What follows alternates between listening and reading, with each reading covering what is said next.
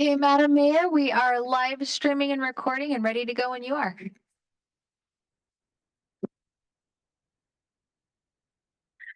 Hi, good evening, everyone. Thank you.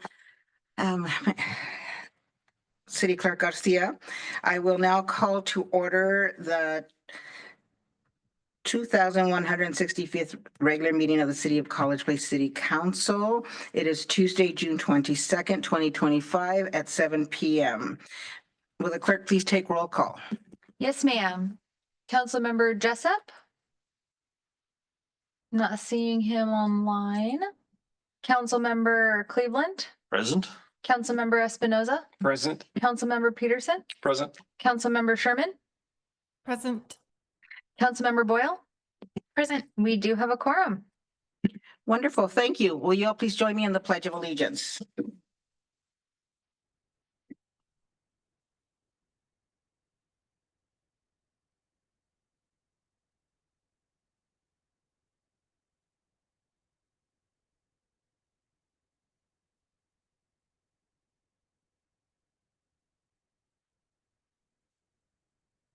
All right, thank you. It's now time for public comment.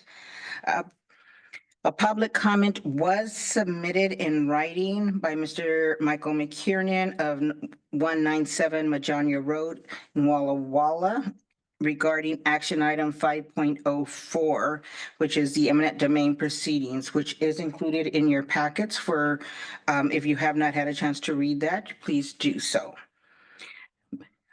Otherwise, did anyone submit a written comment other than that, a written comment or request to speak?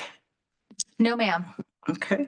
And if there's anyone in council chambers that would like to speak during the public comment period on something that is not on the agenda for today, please raise your hand. All right, seeing none, we're going to move on. It's time for the consent agenda, which consists of the agenda for tonight, July 22nd, 2025. City Council minutes from June 24th, 2025. The council workshop minutes from July 1st, 2025. Accepting the resignation of Councilmember Jessup from council position number 1, effective July 29th, 2025. An update to the 2025 salary ordinance and approving the January 2025 financials. Is there any item any member of the council would like removed from the consent agenda at this time? If not, is there a motion to approve the consent agenda? I'll make a motion to approve the consent agenda as presented. All right. Second. Right. Oh, go ahead.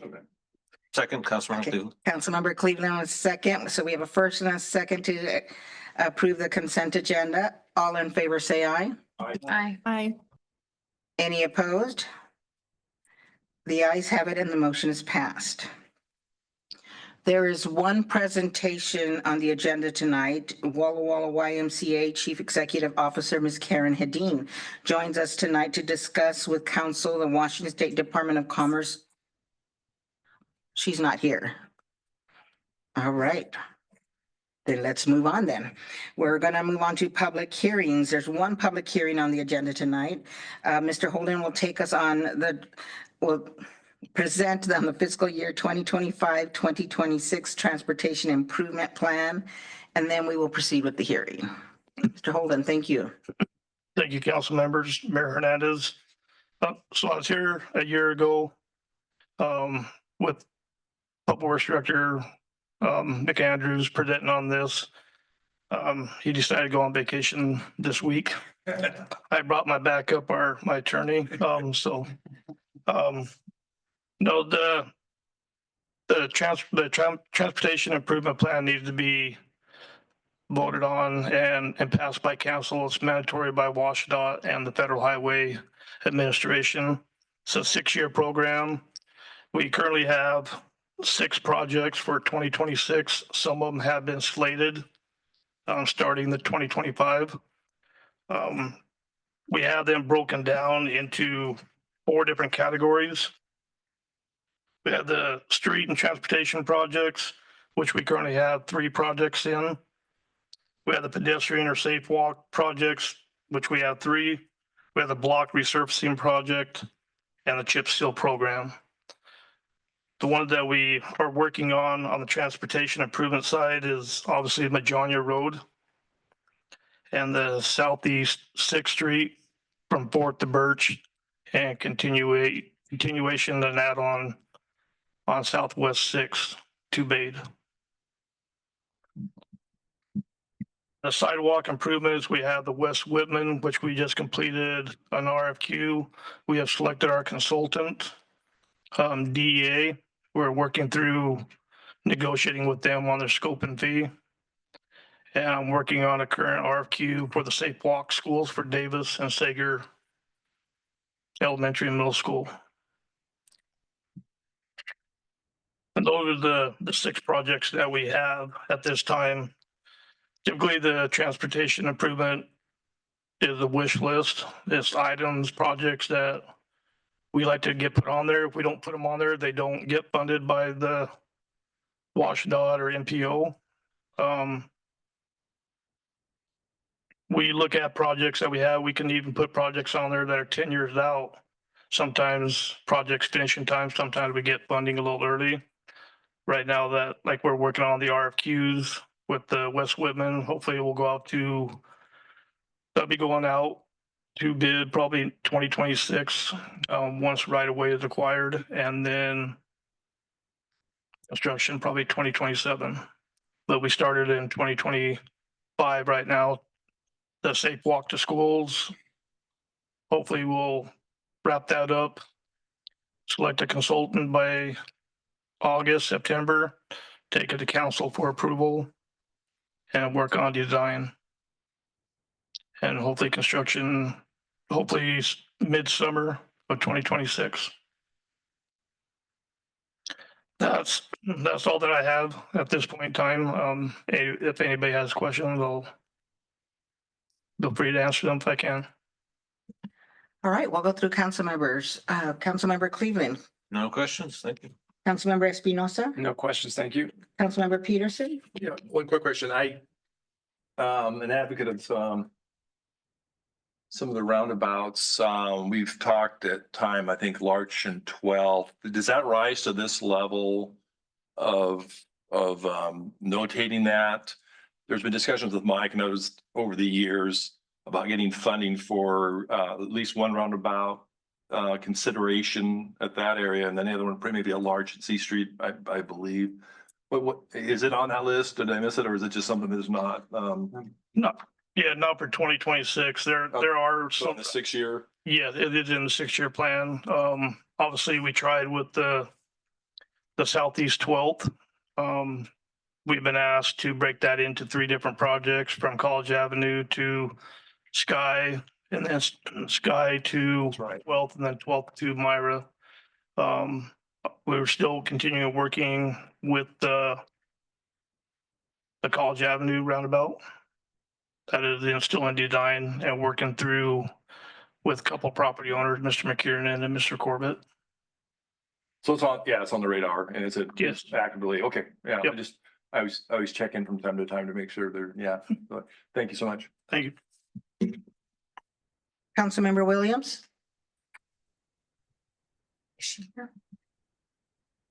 She wasn't part of roll call.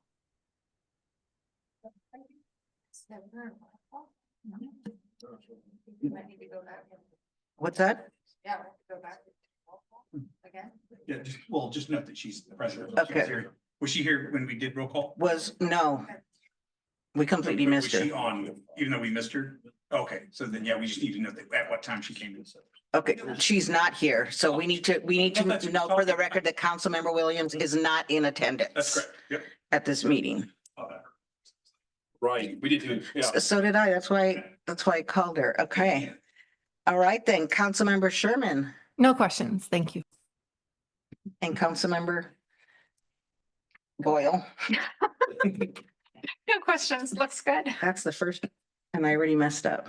All right, I got that on for a loop. Okay, so no questions or comments regarding our plan.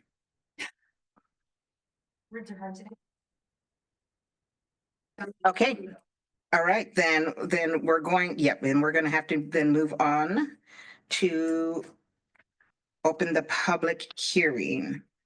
Mary Elizabeth, did anyone submit a comment in advance regarding this topic? No, ma'am. Okay, is there anyone in virtual attendance? No, okay. So is there anyone in council chambers that would like to speak? All right, if there's not, is there any additional discussion by council? All right, then I make a motion to close the hearing. Is there a motion to close the hearing? So moved. Somebody please. All right, is there a second? Second. Okay, we have a first and a second motion to close the public hearing. Any other discussion? All right, all in favor of closing the public hearing, say aye. Aye. Any opposed? All right, the ayes have it and the hearing is closed. There's 4 action items in the agenda tonight. First, Mr. Saldana will, with the final comprehensive economic development study for council adoption. Yes, Madam Mayor, members of the council, I'm pleased to present the final action item for the economic development strategy for the city of College Place. On June 2nd, we took this to the Economic Development, Tourism and Events Commission. They had recommended approval of the plan. We had a workshop with council on July 1st where we presented the plan and answered questions from council.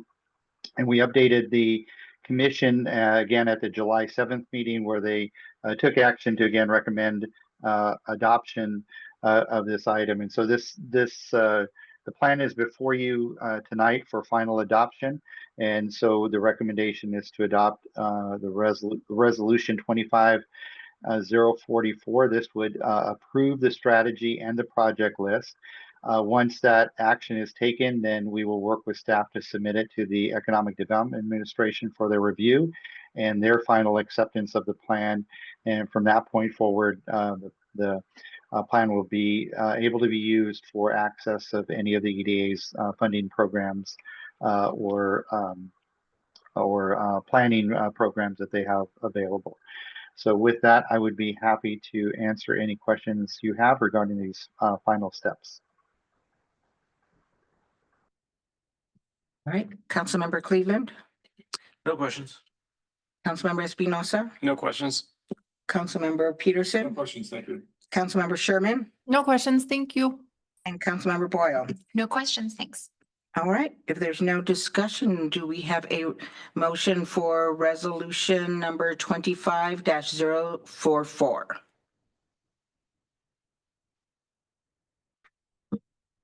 Make a motion to approve resolution number 25-044, adopting the College Place Comprehensive Economic Development Strategy and incorporating the CEDS as the economic development portion of the upcoming comprehensive plan update. Thank you, Councilmember Espinosa. Is there a second? I'll second. Thank you, Councilmember Royal. We have a first and a second for resolution number 25-044. Any further discussion?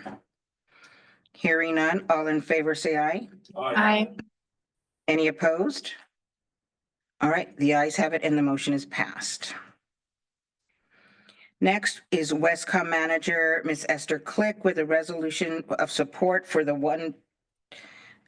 it says 1/10 of 1%, but isn't it 2/10?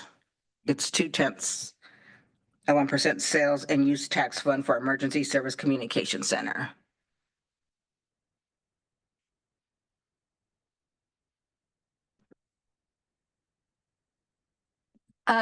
Miss Esther Click is joining us tonight to answer any questions, I guess, that we might have about this resolution. We discussed this previously. She presented at the Workshop, July workshop yes. and comes back today to get the resolution of support. All right. Before we ask any questions, was there anything you wanted to remind us or clarify? No, just I appreciate the opportunity to have presented to all of you and answered some of those questions. I'm more than happy to answer and follow up on any questions you guys might have today before you move forward with the resolution. All right, thank you. Councilmember Cleveland, No questions? Thank you. Councilmember Espinosa, No questions, thank you. Councilmember Peterson, So to clarify this, it's 2/10. It's, Yes, sir. so the sales tax in College Place is going to go to well, let me back up. If passed and at the end of the day, it would be 8.82%. 8.9%. Yeah. We're at 8.8 right now. We're at 8.8 now, Right. so it puts it up 0.2%, which takes it to 9. You got, So why does it say 2/10? What am I missing That here? is 0.2%. This decimal point plus 2. It's not the So hundreds, it's eight- a tenth. Yeah. It's 2. So Right. it's Okay. 9 it'll be So it'll take it to 9%. 8.9 9%. to 9%. Yeah, we're at 8.8. Right. 0.2 additional is Okay. 9%.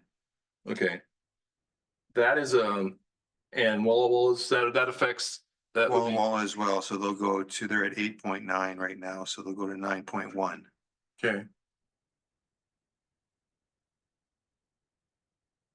That's, as a percentage, that's a pretty large increase compared to what we've increased over the years. This is rather significant. Well, since We I've just been went to here, it's only 8.8 gone here. up. It went from 8.7 to 8.8. Just recently, right? That was the Transportation Benefit District. Right. So we've gone up 1% in 5 years? 1%. Point one, I'm sorry, Yeah, I'm sorry. Yeah, 0.1% in 5 years? Yeah. yeah. Okay. And this is just a support of the resolution, obviously. At this point, correct? Madam And Mayor, it goes on the ballot in November. In It's on the November? No, ballot it's now. on the ballot now. Yeah. Yeah, okay. I think it's an emotional issue a little bit. I think we had some conversations after your presentation. You had a great presentation and whatnot. I would say, some of the conversations perhaps were, and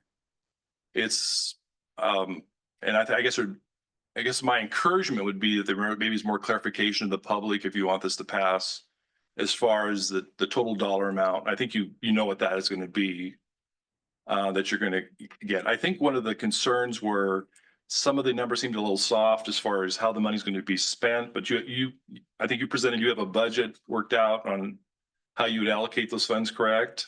Yeah, it would take part of our budget. And so some of it would be operationals, some of it would be infrastructure. At the end of the day, at some point, we wanted to look at the possibility of reducing or eliminating user fees, which is what I charge you for providing dispatch services to the fire department and the police department. In essence, what we need to remember is that if this does not pass, your user fees are going to increase substantially. Right. And I thought that was a little bit interesting too, in that our user fees, actually more user fees would go back to the city because they wouldn't be going to you. The sales tax would cover it, correct? Your operating expenses in total. I'm sorry, say that again. Well, the user fees, I think the comment had been made during your presentation that the user fees that are now being paid you would be retained by the cities. No, everybody would retain their own. So currently I bill you, I don't know how much, close to 200.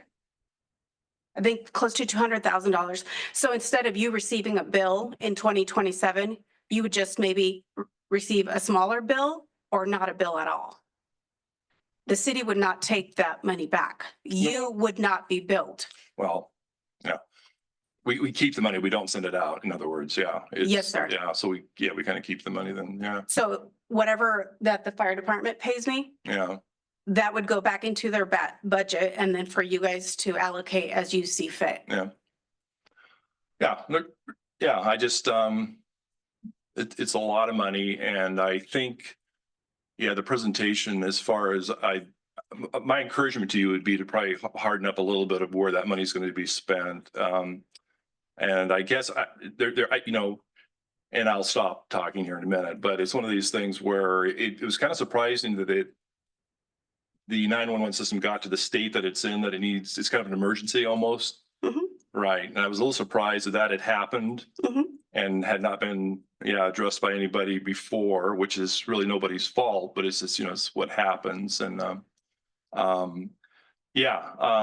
I would just say that some of the numbers seemed a little soft and I think there needs to be some definition to that. And we can talk about that maybe afterwards or something or sometime, my thoughts on that. But Yeah, anyway. I'm happy to yeah. sit down with you and talk. about Right. it. And then, okay, it's a good thing. I support it. I'm not saying that. It's just that it's, And that's- ultimately, there is an executive board that manages the Right, budget right. itself.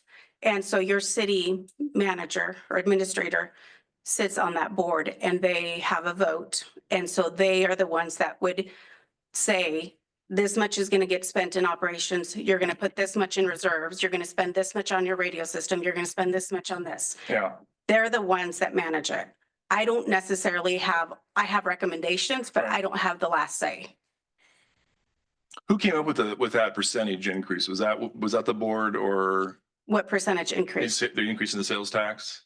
No, that is an RCW that was established back in 1999 by the state of Washington to allow 911 facilities to have a different funding source to help support those needs. So if we would have maybe collected this or introduced this back in 1999, there's a possibility that we would not be in the situation that we are in today. But because that was not introduced until this year, then we've allowed all those years that we could have collected that sales and use tax has never been collected. But it is an RCW that regulates how much we can collect. And the RCW specifically regulates also how you're going to spend it. And there's very strict rules and specificities that go along with that. That kind of control and sets boundaries on how to use it. Okay, great. One last question, or I guess inquiry. Was there a consideration or comment about combining the City of College Place Police New Department with 911 and FEMA? Was that floated out there? Was that something that I read, or is that something? That was about, we were talking about possibly hosting Westcom in our new law enforcement, our police station. But that was if. That was if we got the funding to do it. That wasn't a new financing frontier that we could, No, combine it the was, services. right. Okay, I misunderstood that. Okay. It was just placing them there because Alright. they're not in a safe Okay, location right all now. right, great. All right, thank you. Yeah, you're welcome. Okay. Thank you. And to make sure, because I too am a little confused because when I look at some of the information that's being sent, it says 0.002, That's 0.2%. not 0.02. That's very confusing, yeah. Anyway, so just for clarification, So for $100, 2 is the cents that would be collected. So it's 20 cents on $100. 20 cents on $100 purchase, just for clarification. That's not what I see there. Yeah, anyway. But it, Up above. yeah. Yeah. Yeah, it says 0.002, yeah. So Anyway, 20 okay. cents on $100, $200, 40 I didn't even cents. Straight A's math, but. No, All right. I apologize for that. No, I just wanted Yeah, to that- clarify that. And Mr. Ferguson, were you going to share something? Yeah, I just wanted to make sure we're clear, and I also want to read into the record what we're doing here tonight, because normally we're not allowed to use public facilities to support or oppose a ballot proposition. So there is there's a few exceptions. This is one of them. I just want to read this into the record so it's clear that action taken at, this is RCW 4217A.555 paren 1 that states that action taken at open public, this is the exceptions, an action taken at an open public meeting by members of an elected legislative body or by an elected board, council, or commission of a special purpose district, including but not limited to fire districts, public hospital districts, library districts, parks districts, port districts, public utilities districts, school districts, sewer districts, and water districts to express collective decision or to actually vote upon a motion, proposal, resolution, or order or ordinance, or to support or oppose a ballot proposition so long as A, any required notice of the meeting includes the title number and the ballot proposition, which is why it's so long on your agendas tonight. You have to include the entire ballot title, which is the big question to the voters. Title and number of the ballot proposition, and B, members of the legislative body members of the legislative body, members of the board, council, commission of the special purpose district, or members of the public are afforded an approximately equal opportunity for expression of an opposing view. So as long as we go through the process and then allow open mic to anyone who wants to express their support or opposition, we should be good. Thank you. Councilmember Sherman. So Eric, is it appropriate for us to ask questions now? Absolutely. Okay, I wasn't sure if we were only able, anyway. No, So Esther, no, thank you for your presentation a few weeks ago. That was really helpful. My only regret at that time was not asking if you guys have a budget for how that looks over the next 3 years, which I'm sure you do. And I would like to see that at some point. That's not going to change how I feel tonight. Excited that you're here, that we have this on the agenda, but it was just something that I thought of after you were there. Are you talking about our operational budget? Well, yeah, and like what changes, like when you get all of this extra money. So what portion is going to operations? What portion is going to infrastructure, like you were talking about? Mhm. Yeah, I can put something together. Okay, thank you. Councilmember Boyle. I don't have any questions. I echo Councilmember Sherman's thoughts of, I think that it's great that you guys are looking at different funding streams and different ways of meeting your needs.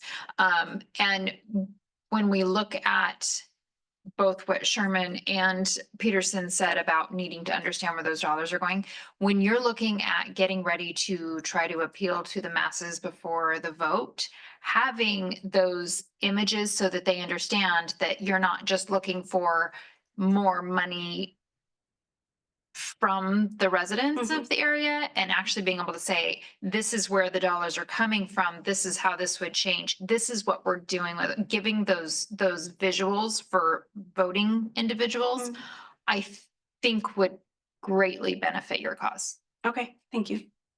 You know, on social media, I think the county and the police departments, and even the cities are, I think Walla Walla has information with the little graphics for people to see, you know, like what I'm looking at right now that says for $200, it's a 40 cents edition with if this passes. So that's been shared around on social media, and there's been videos been put around, right, for people to see. I think the hard part is just getting to the people, because I think you've been trying to publicize and explain and in every way possible in English and Spanish. I've even seen them in, so it's that real problem is for the people to actually either read them, pay attention, understand what they're reading. So it's a challenge. And I understand that's probably pretty frustrating for you, but I'm okay with the challenge. That's perfectly fine. I do it because 911 is important to me and the people that work there are important to me. And so it's really just, I'm there to advocate for them. And if it's important to the community, then great. And if not, then we'll find another way. well, I hope it, you know, it was startling, some of the information you shared with us regarding having two working at a time, and should one get cut up on a phone call because they can't move on. Having one just available, right? That's pretty scary for, you know, when you're having an emergency and you really need somebody to answer that phone. I know even 3 rings sometimes gets frustrating. Yeah, no, During, right? absolutely. You know, so I can't imagine having to sit there and then be say, call back because no one's available. Yep. And then of course, equipment failures are a whole other thing. Yep. That we're at risk at. So thank you so much for all your information. Any other questions or comments for Ms. Click while she's here? All right. So do we have a motion for resolution of support 25-045? Madam Mayor, if Yes, sir. if we could open it up to the public in case anybody wants to speak before the vote, that would probably be preferred. Okay.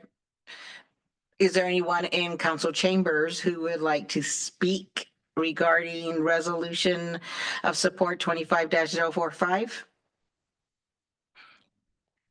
City Clerk, is there anyone online No, ma'am. at this time? Okay, Well, there are, but they don't have their hands raised. nobody, okay. If anybody that's in attendance virtually would like to speak regarding the resolution of support 25-045, please raise your hand. No one? Okay. All right. Thank you. So then we'll move on. Is there a motion?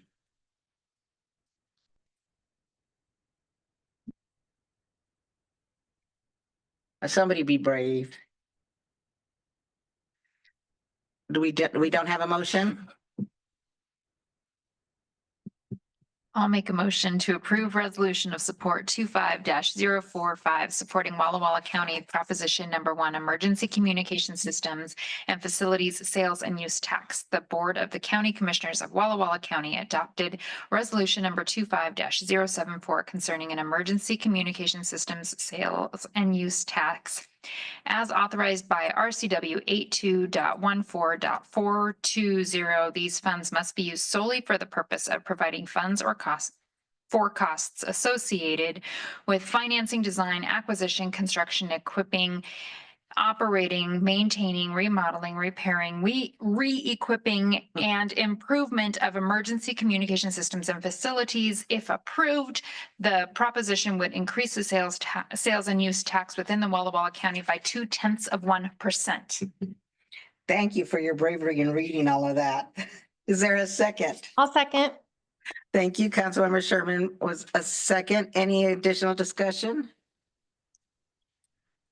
All right, let's vote on resolution of support 25-045. All in favor, say aye. All right. Aye. Any opposed?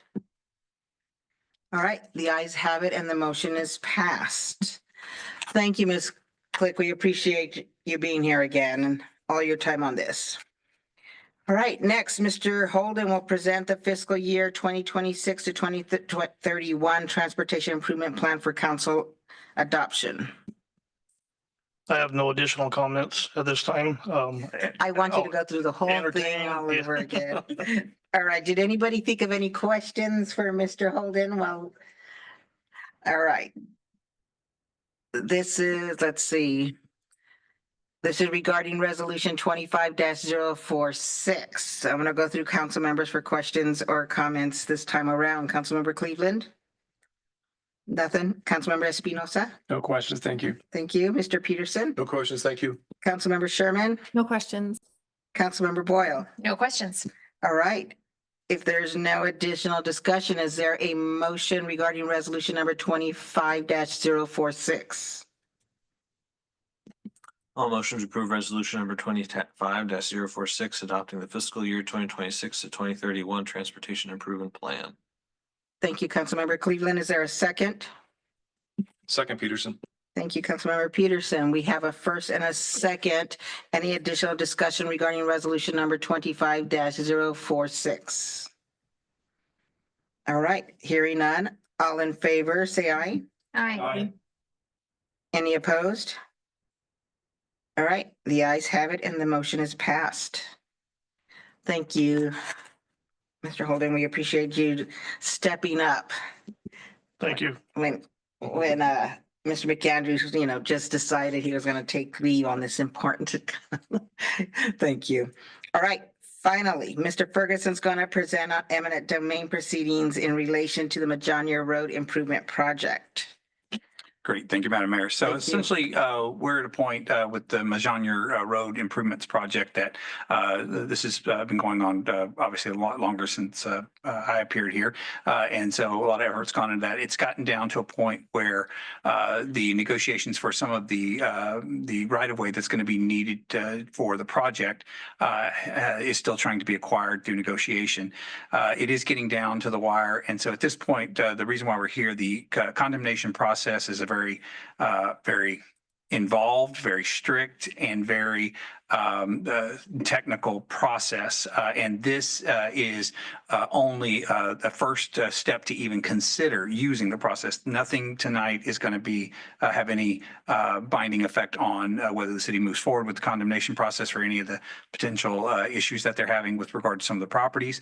But it is to authorize the mayor to have us be able to assist with sending out notice. And you would think that sounds pretty straightforward, but there's a specific statute. Condemnations are for cities are governed under RCW 812. There's a specific statute, RCW 825-290, which basically says that as a condition precedent, you have to go through this very formal notice process.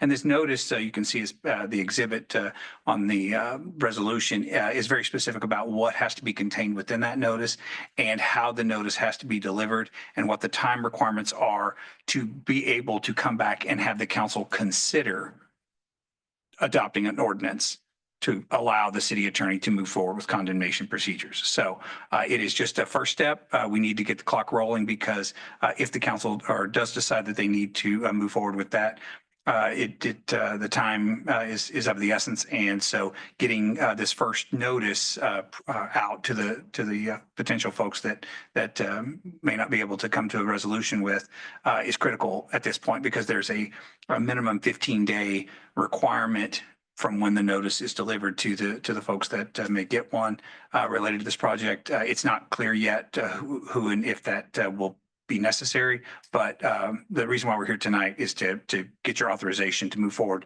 with getting these notices out and getting them to the folks so that we can bring this back on a date specific so that you can consider an ordinance. And at that point, that's when you would be able to really get into the nuances of whether it's something that you want to move forward with. But tonight's really just an opportunity to give us a chance to get the notices out so we can bring it back to you in the form of an ordinance. Happy to answer any questions. All right. Councilmember Cleveland, questions? I wasn't seeing Mr. McKiernan's comment. Am I missing it or am I just blind? It's in the public comment section up above. I was seeing the 1.04. easement donation, the offer letter, and then image 3, which is a map. Yes, That's sir. it. That's what he Oh, submitted. that is what he submitted. Oh, okay. Yep. All right, thank you. That was my only question. It was copies of letters and the map. There should be 3 items. Okay, great. All right, Councilmember Espinosa? Yeah, can you refresh my memory? It's been a while for me. I'm sure that the city offered fair market value for the property for Mr. McKiernan. What is a holdup that he is refusing to take the fair market value and just go with it? Is there anything else beside that we need to be aware of to understand? Because eminent domain is a pretty serious power, and I think that we ought to exercise it carefully. And I just want to be able to understand a little better. Sure. So none of this, you might notice from the exhibit that nothing is related to any specific property owner. And there may be, Mr. McKiernan may end up being one of those. There may be others as well. So at this point, in working with city staff as well as the right-of-way consultant, the person who's trying to acquire right-of-way, it's not clear yet what and if any case it will be required. So but I don't want to get into specifics of particulars of the negotiations because I quite frankly don't have a good grasp of those, and I don't know if Mike does or if John does either. But I would recommend that we not get into the details of Mr. McKiernan's situation, but I would note that in the agenda packet, the recommended action does mention Mr. McKiernan's property in that. But there are a couple of other property owners that were also having at a So standstill. the eminent domain would not just be for Mr. McKiernan, it would be for everyone involved in the right-of-way negotiations. If you were logged in, if you were logged into your board docs account, you'd see there's an executive portion in the board docs that lists the other property owners in the board docs. Okay.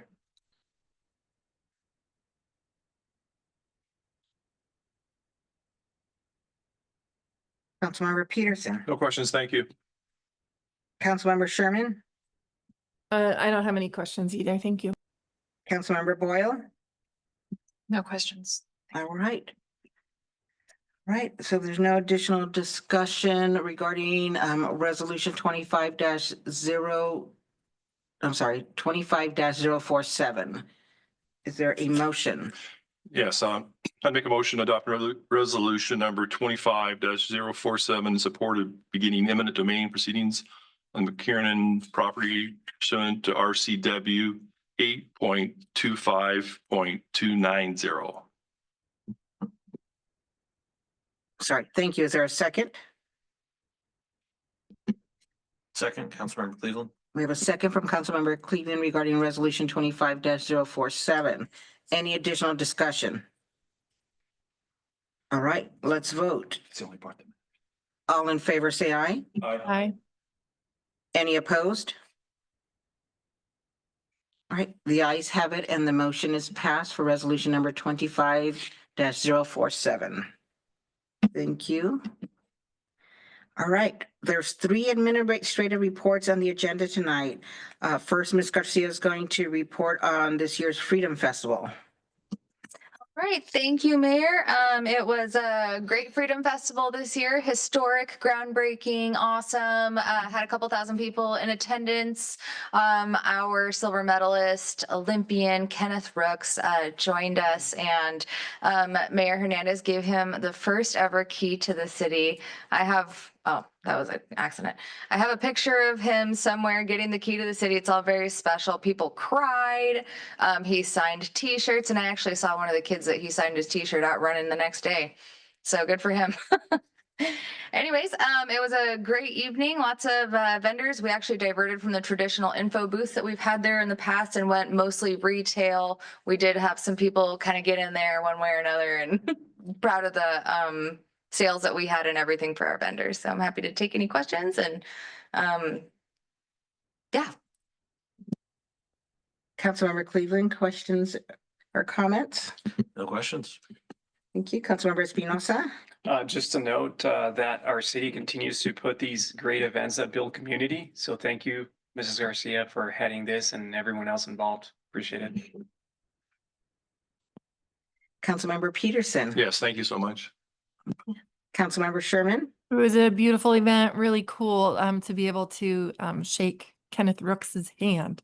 So thank you so much for all you did putting that together. Councilmember Boyle. No questions. I thought it was really, really great. It was really nice to not have it be 105, so that it was actually comfortable. Yes. And I'm sure Ms. Garcia was able to take care of that. Yes, ma'am. Do we have any approximate number of attendees? You know, they used to use a clicker and post up at the sides of the gates. We didn't do that this year. Okay. I would say what I heard over and over is it was packed. There was nowhere to park, which kind of blew me away. It is a big venue, and so it's hard to guess attendance at a new venue.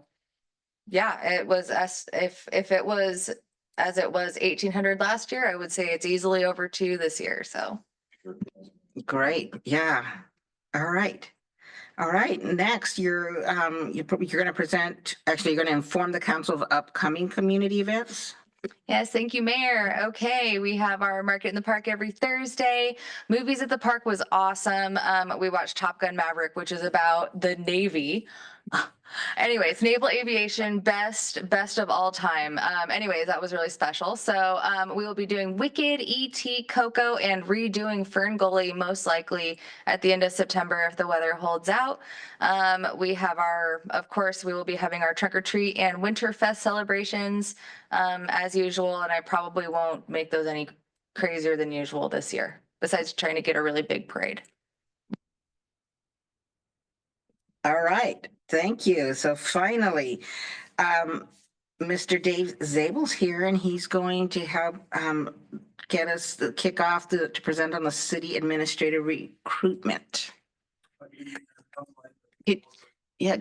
Press the green button there, or the button for the green light. Yes, thank you.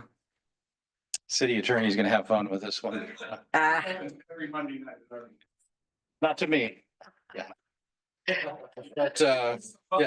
Right, Yeah. there you go. There's your snicker. And now Well, good evening, Mayor, Council. So Kate Hansen is also online, as well as Jen Monsivius. Yes. And I probably messed her name up, but I'll get it kicked off. So that's our team. And we're happy to be able to working with you to help you replace the very impressive, indomitable Mike Rizzatello, who has moved on to a different city. And after doing some really good service here, I had the opportunity before getting here tonight to kind of drive around, take a look at the community, and it looks fantastic, by the way. And congratulations to you all. But yeah, it was clear Mike and his staff were very busy here as well. So a little bit about each of us, and maybe we do some self introductions because Kate's going to pick us up on the recruitment schedule. But so I've been in the industry about 45 years now, and about 42 of those I was serving different cities, 5 different cities across the state. About half of my time on the west side of the state, the other half in central Washington, Pasco and Yakima. And I've served in about half of my career in mayor council forums and the other half in council manager forums. So I got a little bit of experience in both forms of government, about 20 years or so. In the last few years, I've been doing this consulting thing, and then I apparently can't say no to the city manager thing. As some of you may know, I was the interim city manager for Yakima for about 6 months last year, and I'm just wrapping up in Pasco. Pasco City Council hired a new city manager last night who will be taking office on October 1st, or maybe shortly. Oh, I hadn't before. realized So, that.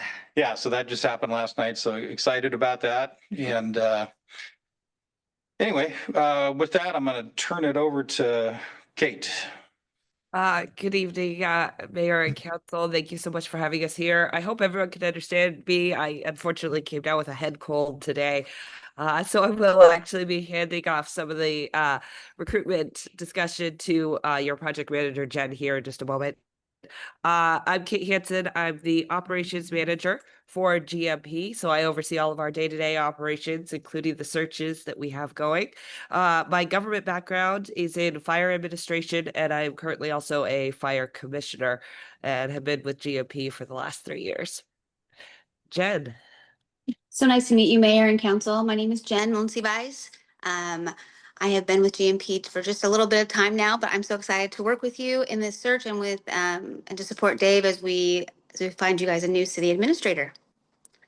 And so at this point, I think we'd like to just go over the search schedule, which you would have received in the shared folder. Hopefully you've had a chance to look over that. But off the bat, we have our kickoff meeting, which is today. And then over the next 1 to 2 weeks, we'll be going over the profile and development of that profile for this city administrator position. I did take a look, and it looks like you guys have already uploaded and started to add some of those details into that shared folder. So we appreciate that, and we will keep working on collecting the materials that we need for that.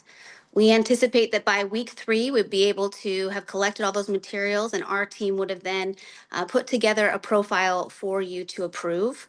At that time, about that same time, once that's approved, we would push out that position and we'd launch it onto our GMP website. We would also begin submitting online ads and sending direct mailings for the type of search that we were determined to do. Those ads stay out for about 4 to 5 weeks. And then at that point, we would do what we call a first review, meaning that Dave would identify those individuals that have applied that meet the criteria of the city, and he would identify those best candidates, and we would schedule interviews with them, and he would make an evaluation of those candidates to present to you. Then at about week 9, we would have a work session with your council, and he would present those what we would call semifinalists candidates, and he would present to you that information, and from there we would work through and have you guys determine which 3 to 5 candidates you would find that you'd like to interview in person as a finalist, and we would make arrangements for how that finalist interview would go, and for them to come hopefully into town and visit your city, and you guys would conduct those interviews. And by about week 13, we anticipate that you would have determined someone to hire for that position. So from the search schedule, and if all of that sounds in line with what you guys are thinking, then we I will go ahead and add some dates to make that a little bit more concise and so that we can take a glance at that. So we'll add some dates to that and I can get that over to you later this week. I Do you did have want any to, questions on that part? I did want to add that on the pre-screening process, I'm have a pretty wide gate to get through that. I'm pretty open-minded on who gets through the first part of it, and I try to narrow that up quite a bit when I interview them. You know, some people may be a bit of a non-traditional candidate, might fit your community really well, but they may not have a degree in public administration. It might be in mathematics or something, but you get talking to them and they have a good mind for the work. So try to leave that pretty open, but then I tighten it up. You will get, in my summary, usually about 10 questions, and you'll all get a copy of each of those questions and then the candidate's answer to those questions. My summary of the candidate's answer to those questions verbally. So it's kind of quick. It's not necessarily the best because I'm typing as I'm, talking, right? But I try to clean it up towards the end. So it's not necessarily quality. It's more content is what we're looking for in there. And as Jen said, I will try to narrow down the recommended candidates. Now, certainly the mayor and council could look at other candidates if you want to, but try to use my professional judgment to get you the ones that I feel would probably be the most successful in the position. Thanks, Dave. I think that's very helpful and it's, yeah. I We would do try to, yeah, go ahead, Kate. Oh, I'm sorry. I would just add one additional piece to kind of clarify the main points in this process where we will be needing either review of materials or decisions from the council will be upfront right now at that profile period. As Jen said, we already have most of the information that we need and we'll collect the rest of that here shortly.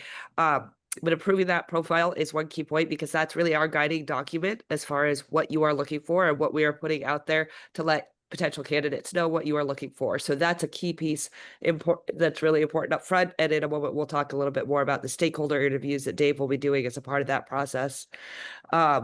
And then next at that work session where we'll be reviewing those semifinalists and you will choose who to move forward as finalist candidates. And then at those final interviews. So those will be the big 3 touch points where we're going to be needing review and decisions from the council.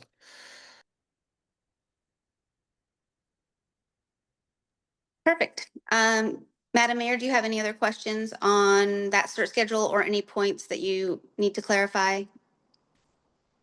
No, do any council members have any questions on the schedule? Oh, the schedule, I have a general question. This good time to ask it? Sure. Certainly. Yeah. What's the market like right now for recruitment? We just, as I said, we just completed a recruitment in Pasco. We that recruitment, I want to say we had 55 applications. And we had done one previously and at least I was involved in one previously just earlier this year in Moses Lake. And that one was a little tougher. We wound up getting a really good candidate. And this is probably one of the advantages of going with a firm like ours is we have a lot of contacts. So the candidate the council ultimately hired did not apply through the traditional way. We knew of him. He had expressed an interest to our principal, Greg Prothman, about the position. I had an opportunity to have a conversation with him after we'd kind of whittled down to our finalist list, and Moses Lake City Council liked him the best of the 3 candidates ultimately. So that one, not as many for that one. The most recent one, better luck. So. Yeah. Quick question, is the 13-week realistic to see a timeline for results? Yeah, I will just, and certainly Kate's much more experience on this because she's pretty much involved with all the searches, but it can be done. It's probably, there's probably going to be some slippage because it really depends on how quickly we get information. We're able to get information back, how quickly we're able to set up those stakeholder interviews and get that information through that process. So. I would just chime in there to say that yes, the 13-week is definitely doable with a few caveats as far as sometimes that profile development gets delayed a bit since your team is very on top of having the information that we need to get that draft pulled together. I'm not worried about that piece. The potential areas where it might get bumped out a little bit more would be because we need to coordinate so many schedules of individuals that have to be at that work session and at those final interviews. If we have any conflicts there that we end up needing to shift things a week or two in order to allow schedules to align for everyone that needs to be at those meetings and interviews, that's where it could potentially extend out a little bit there. But if we could get everyone's availability, we could work to keep it as tight as possible. And hopefully that would work on that 13-week timeline. Yeah, no offense to council, but sometimes it's hard to coordinate the schedules of 8 elected officials simultaneously for anything more than a weekly meeting. So, Understood. yes. Yeah, so when I send out this search schedule, definitely take a look at your personal schedules that you have over that 13 weeks and let us know if there's a conflict that you're already aware of. I mean, things can always be adapted later on, but the sooner we know about it, the more we can work around it, so.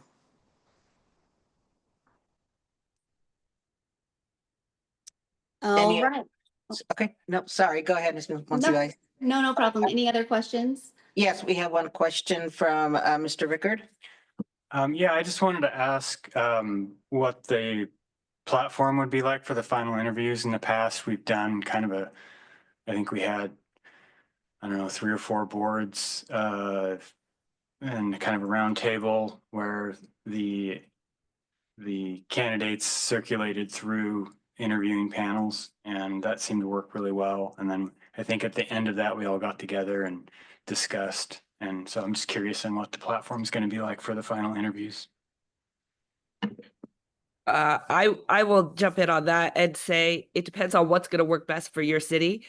But certainly we do recommend having 2 or 3 panels doing those interviews, as well as for a position of this caliber, we oftentimes see a community reception for the community as well as staff members to be able to meet the finalist candidates.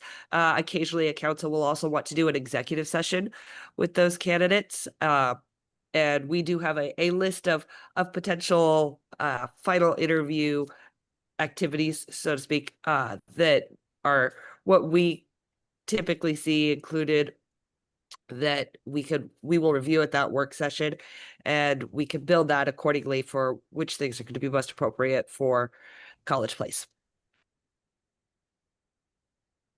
I think a big part of it is going to be availability, time availability, because we're hoping not to stretch it out longer than what we have to. So if we have to schedule things 3 weeks out because we can't get anybody here next week or things, to participate, that's just going to delay the whole process. So I think the availability of city council and department heads is really going to be the main driver of a lot of this timeline and what we're able to do.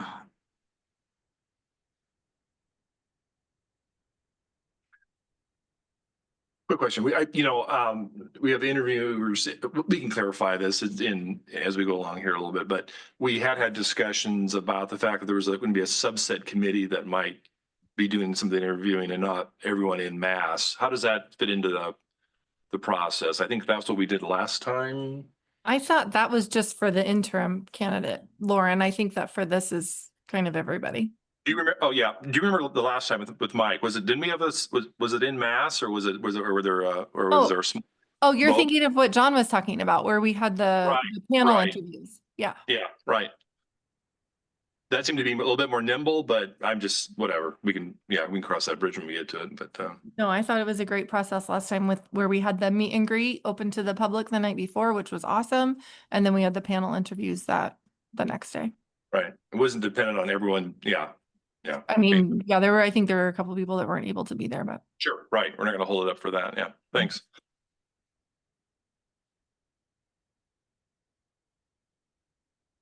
Great. So also part of this process is, well, I guess we already touched base on the profile development, which you guys do have the profile checklist, and I have seen that there are things that are being added to that, so that's fantastic. One thing to consider is, if maybe 3 to 5 issues that would be facing the city administrator in the next 6 months from them starting. So that can be part of something to consider of what kind of applicant you're looking for. So, or candidate you're looking for in that process. The next piece of the puzzle is, or part of the process is stakeholder interviews, which I will have Dave talk about and what those look like and what comes out of those. So the stakeholder interviews, not necessarily that long, 15, 20 minutes. And it's really to get information about your city, the things that make it a great place to be. Because, part of this is you finding a qualified city administrator that has the skills you need to be successful here and help you get your city where you want to go. The other part of it is for the potential applicants, getting them hooked into the idea of coming here. What is it that you love about your city? What are the 3 to 5, challenges that are out there? And there's, applicants come in all shapes and sizes. Some of them are looking for something really broken to fix. Others want something that they can build on, right? So it just kind of depends on where you're at in your city, what kind of answers we get. That's going to help kind of shape that profile. And it's a marketing tool. Think of it as a marketing tool because that's exactly what it is to try to pull the right candidate in that is matched to your needs. So we would want to talk to mayor and council, of course, certainly department heads. Happy to talk to other key city employees if that's something the mayor UCB feels valuable. If you have community members out there, Chamber of Commerce executive or somebody like that you'd want me to talk to, that the city has relationships with, the university perhaps, those kind of folks that they're not going to necessarily influence who you're going to have, but it's good for me to know what that relationship looks like and what they would like to see, so I can kind of match that up with what I'm hearing from mayor, council, and staff. And then if there's other stakeholders out there, a lot of times there's the home builders or folks like that are working with the city a lot, whether it's permitting or environmental issues or things like that are important to the city that you'd want us to weigh in with. Perfect. Thanks, Dave. Any thoughts or questions on that section of doing stakeholder interviews? Council? And Councilmember Sherman, we can't see you, so you'll just have to speak up. Oh, Don't I will. Just letting you know that don't think I'm ignoring your hand if you're out there with your hand raised. I just I'll can't. just leave my microphone on then. Yeah. Okay. Thank you. All right, so all I would ask from you on that part is to provide a list of those individuals that you think meet that criteria of what Dave just discussed, of individuals we should interview. Generally, it is suggested to be more than 8, less than 20. Right, Kate? Is that correct? Kind of the thought process there. And those we can determine how those would be best conducted, but again, that's part of building that profile. So it's important that we get those contacts as soon as possible so that we can start that interview process. Okay, I'll work with the staff on that. Thank you. Kate, did you have something else? Sorry. No, go ahead. You covered it. Okay, perfect. And then we'll just move on to the recruitment strategy as far as who the target audience would be. I'm going to defer to Kate on this just to touch base on kind of what level of search we would be looking for your position. Yeah, thanks, Jen. So yes, for the recruitment, obviously for a city manager, city administrator position, but would for a city manager as well. We would plan to do a nationwide search, so we will push this out at a national level, but do certainly regional focus as well. So both the job boards that we utilize, and then we will be sending out hard copy mailers at the regional level, and then emails that go to our entire email list, which would be at the national level. And unless there was any reason that the city wanted to adjust the scope otherwise, that would be what we would recommend here.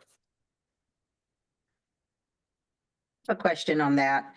This is Mayor Hernandez. If a candidate is not local, are we expected to pay for their travel and hotel? That is the industry standard. When they come in for final interviews, that their airfare and hotel are covered. Yes. Got it. Okay, thank you. I think we're saving money on the interim whole thing, so I think we're good. Someone had to say it. Well, it's not saving money because we were spending money we didn't have. Just part of the process. We got Mike out of it last time and Troy out of it the time after that. So I think it's a good process and worth the investment. But they were local. They were Washington. But the Just other candidates weren't. Which was a waste of money because we got people. No, it was not. We had to see it, what was out there. Continue on. All right. Well, that is kind of all that we brought to, that is the process that we have. We are excited to get started with you on this and to work through that profile and get things going so that we can advertise for your city administrator position.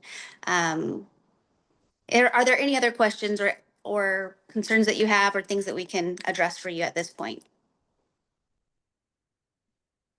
Okay. And council members, any of our department heads that are here, any comments, questions, anything you want them to know? No? All right. So I'll we'll be just working. say, oh, Oh, go I ahead. just wanted to say it was a really great process last time. I appreciate all the work that your team put into it. This will be my fourth time with going through the process. So I'm looking forward to all of it, looking forward to the calls and everything. Thank you guys so much. Perfect. So we'll be working with staff to set up those interviews with staff and council, mayor, yourself, and then whatever community members or stakeholders that you want us to talk to. But we'll try to get those interviews kicked off here in the next few days. And then, I just parting comment, you guys are you're over 10,000 now or just on the verge of 10,000? Just over. So it puts you in a little bit different league than you've probably been in the times before. You're 10,000 now. You're very strong financially. You're in a pretty decent position compared to a lot of cities. You've had a lot of successes in terms of big capital projects. So it's not going to be hard to sell this opportunity to prospective candidates. That's good. It's positive. Okay. Thank you. So kind of at this point, just the takeaways is that I'll be sending that search schedule to you. And then if we can just finish working on that profile checklist and getting that list of names for us to interview. So those are kind of the assignments at this point. All right, I've got them noted. Thank you so much. Thank you very much. Appreciate the time. Oh, that was quicker than I thought it was going to be. All right, any other questions or comments before I move on? No, all right. I think I'm going to be able to get you out earlier than I had said I would. There's one informational report in your package for review. If you haven't done so, please do take a look at it. We do not have executive session tonight. So is there any other business for good of the order? None? All right. Then do we have a motion to conclude? So moved. Thank you, Councilmember Espinosa. Is there a second? Second. Councilmember Peterson. So if there's no objection, the meeting is concluded at 8:09 PM. Thank you, everybody. We appreciate you joining us. Good night. Good night.